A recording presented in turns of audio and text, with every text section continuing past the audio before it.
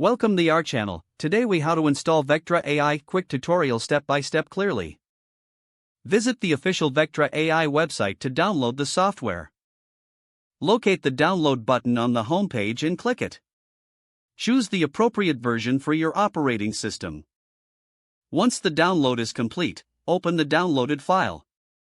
If prompted, allow the application to make changes to your device.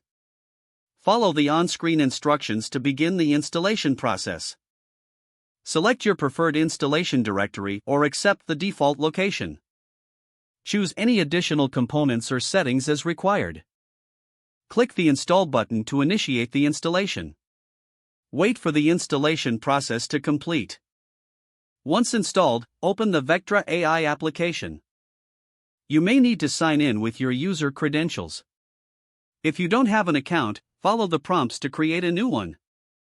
After signing in, configure your initial settings as prompted.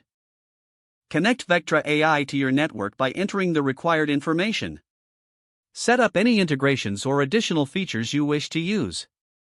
Review the dashboard to familiarize yourself with the interface. Start using Vectra AI to enhance your security monitoring. If the page does not load, refresh the browser or try again in a private or incognito window. Make sure you are using the correct email address, then retype it carefully to avoid small typos. If your password is not accepted, use the reset option and create a new strong password you can remember. Check your spam folder for verification or security emails, then complete any requested confirmation steps.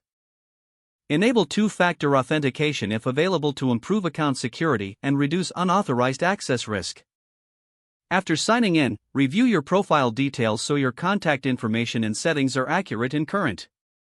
If you see an error message, note it down and try again after restarting your device and internet connection. Log out when you finish, especially on shared devices, to keep your account and payment information secure. If the page does not load, refresh the browser or try again in a private or incognito window.